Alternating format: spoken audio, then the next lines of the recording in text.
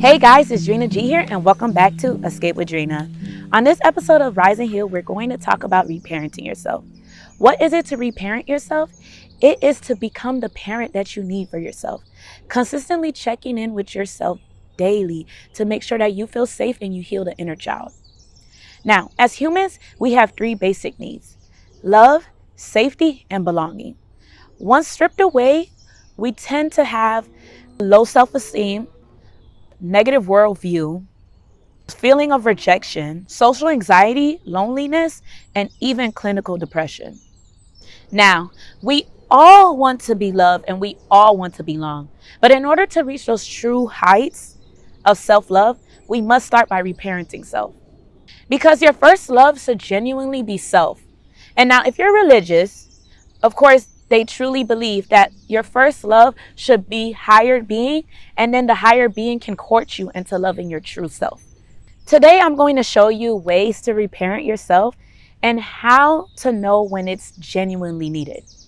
Now, before we get started, I want to talk about some signs that you may genuinely need reparenting. Number one, growing up in toxic environments. That means forced traditions, forced religions, which work hand in hand, where you're told that you had to have a certain type of belief. And if you didn't believe in that certain belief, whether it was how you're being raised or a certain religion that you needed to pass by, you were not welcome in your own home. Your voice was not being heard. So you were starting to feel neglected, even though you walked into a home and you seen a mom and a dad, and you still felt like it wasn't no caregiver. It wasn't no one there for you because your voice was not being heard. Emotional absence, where you feel like everything you say is shut down. Anytime you feel something, you're not told as a child that you need to voice your opinion. You need to tell us how you feel. Because if you're told how you feel, some traditions believe that you're too young to speak that way, or you shouldn't feel that way because you have a roof over your head, or whatever the case is. These cause trauma on a child, and it's also a reason why you may need to reparent yourself. This is all forms of neglect. And unfortunately, some parents don't believe that because they genuinely believe as long as I give my child a roof over their head and I'm there being a parent, this is all. And now you don't want to blame your parents because they have their own beliefs, which I always tell you guys. You always have to remember that how they were raised has nothing to do with you. It's up to you to narrate your own story for your own beliefs and your own traditions and how you want to be raised.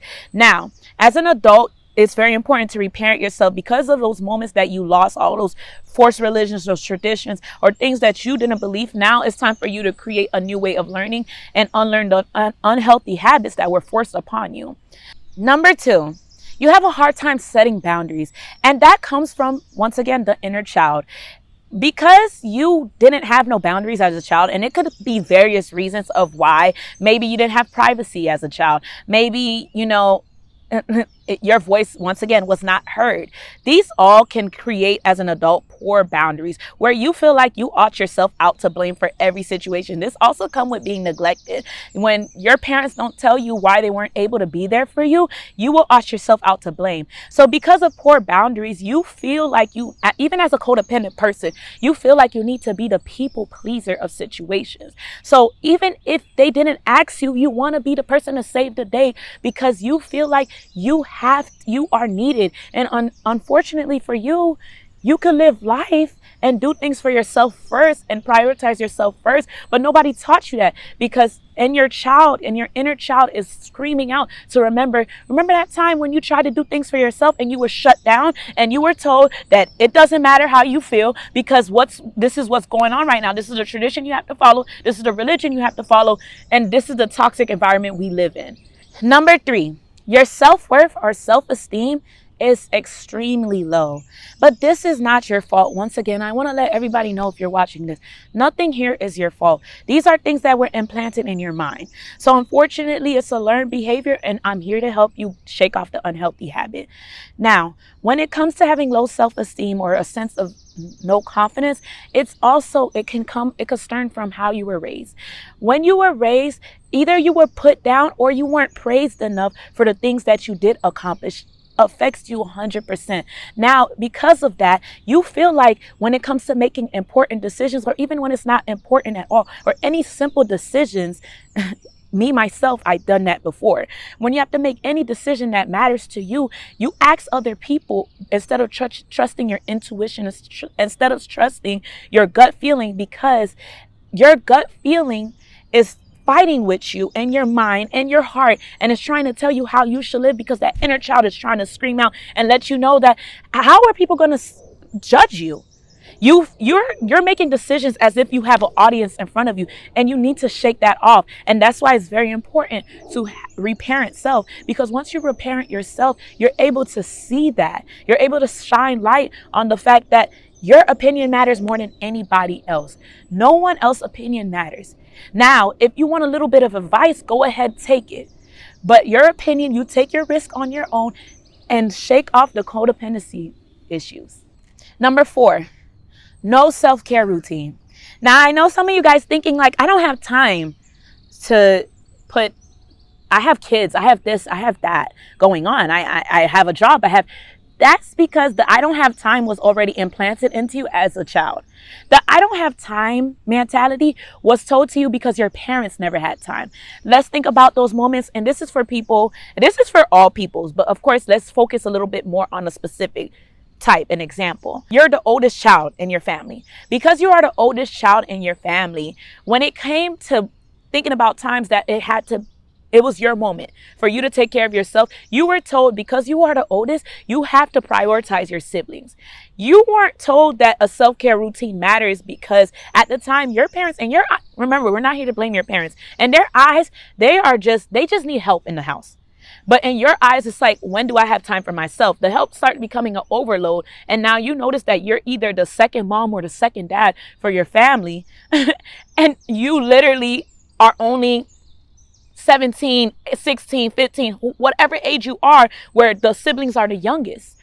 That affects you, and it makes you feel like you don't have time for a self-care routine. Self-care routines are important even if you give yourself 30 minutes of your time to self. But because of the type of environment you was raised in, whatever situation, it also doesn't have to be siblings. You could have been one of those situations, could have been in one of those situations where you were placed to already be on survival mode. That means your caretaker or caregiver was not available at the time, and you had to embark on finding new jobs for yourself at an early age, finding ways to hustle or create a type of foundation for yourself because you had no foundation. These type of ways are things that could cause trauma on you and open doors for you to reparent self. Number 5, as I briefly mentioned before, and when you know you need to reparent yourself, having opinions, or you will need validation for all your decisions. It will be hard for you. Let me kind of clarify. When you know you need to reparent yourself, it will come moments where you cannot find your identity. You cannot figure out what your purpose is in life without seeking it through others. That's mean you can't, which I mentioned before, you can't make a decision without another person. But now we're more in depth to let you know that this is huge signs that you need to reparent yourself, because of the fact that you were forced on a certain religion or a certain tradition. Because of that implantation into your brain, it's now harder for you to to actually hear your internal voice. So you're consistently battling with yourself, with right from wrong, from traditions, from religions, from the external influence. And not only the external influence, the internal voice trying to be heard, but it's like a pipsqueak in your body, because every time it tries to get out to tell you, hey, I genuinely feel like this should happen. And it's in your mind, the back of your mind. You're not confident in your own self because you're so used to somebody building your foundation for you that yourself and your voice doesn't matter. And it doesn't mean if you let them. It's not, when I say this, I'm not saying you had let someone build your foundation for you, so now it's all your fault. No, it's not your fault. Remember this. It's not your fault, because when you are forced to live a certain thing, it keeps happening over and over until you break that pattern. So that pattern is continuously repeating in your life. So when you get in relations and further relations, even situations when you're in jobs or anything in environments where it needs to bring out your skills that you were taught as a child. It's things that are going to pop up, and the things that are going to pop up is your survival skills. And the survival skills comes with many things that we could trickle down from, and one of them can often lead to the fact you need to reparent yourself. It can often lead to things where it's like, hey, I need to survive, so I'm going to ask somebody for this decision because I don't want to make the poor decision for myself, because I was taught that basically my decisions didn't matter. Or if I did speak my voice, I was told that either my decision was dumb — there are parents that speak like that — my decision was dumb, or it's not validated. Like, for example, if you wanted to be a actor and your parent told you it made no sense because doctors and lawyers get paid more, and not only that, it's more guaranteed, it's not on a deferred payment. Because of that, you're now shut down. And once that dream is shut down and you don't have a parent being there for you to uplift that dream, you're going to look for that in somebody else. And if not look for that in somebody else, you're going to automatically shut yourself down when someone else tells you that that dream is no longer important, even if it's important to you. Number 6, being self-sabotage. You're a huge self-sabotager, and you may not notice it because, once again, self-sabotage is not something that, when we hear the word sabotage, it's not like a revenge to self. It's genuinely like something that is, you are trying to protect yourself, preservation. You're trying to protect yourself, and unfortunately, because of how you were raised, you ended up not taking certain risks that is important or imperative towards your future and further terms.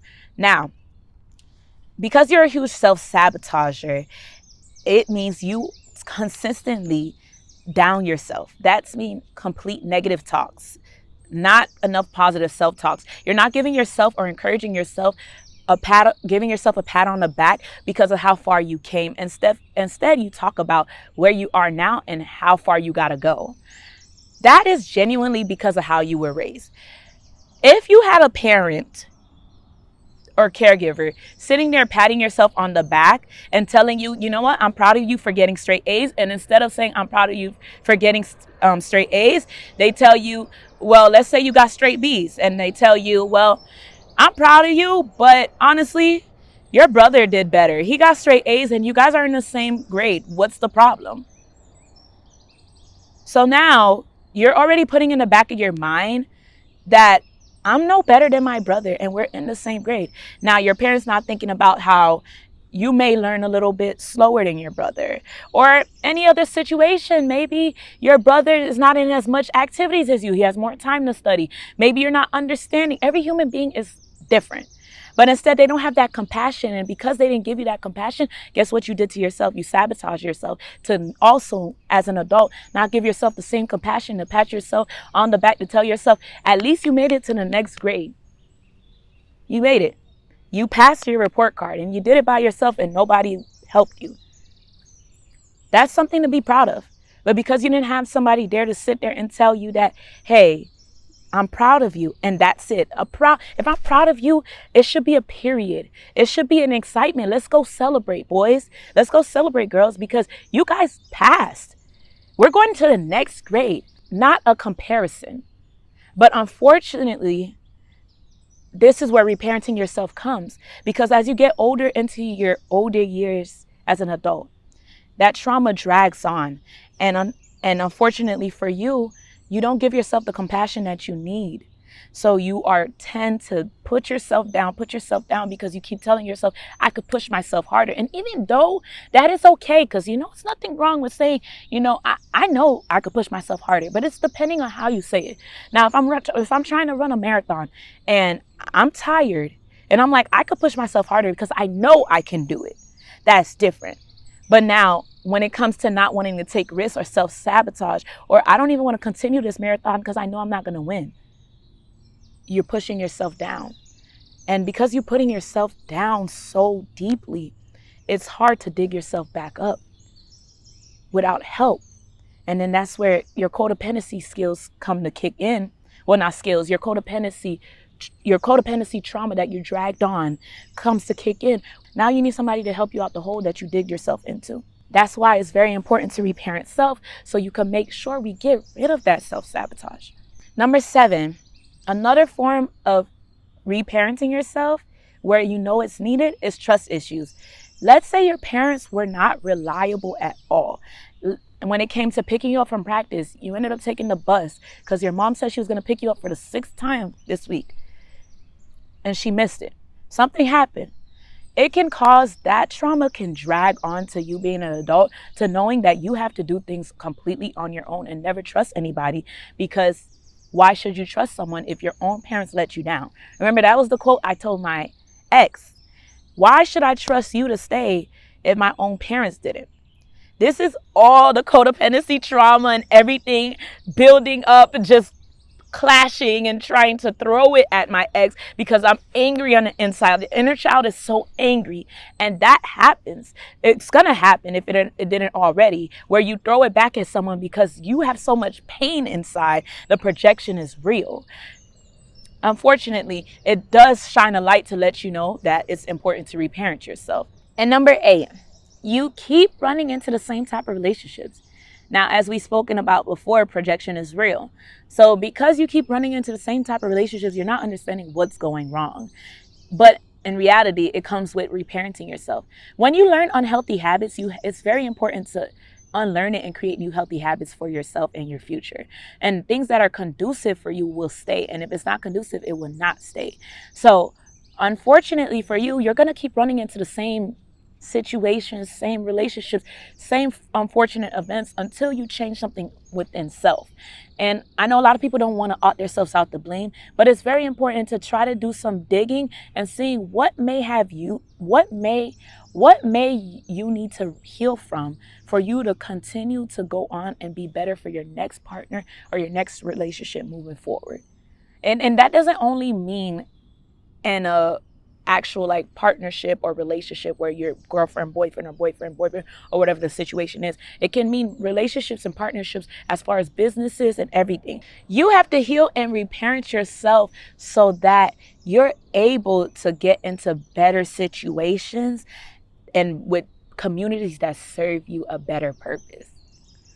Reparenting ourselves helps us figure out the why underneath the whys, and helps us find out how can we create a new story and better ourselves with that new story by fulfilling our needs that weren't met as a child. That's mean the love, the safety, and the belonging that I spoke about. Why is it important to reparent self?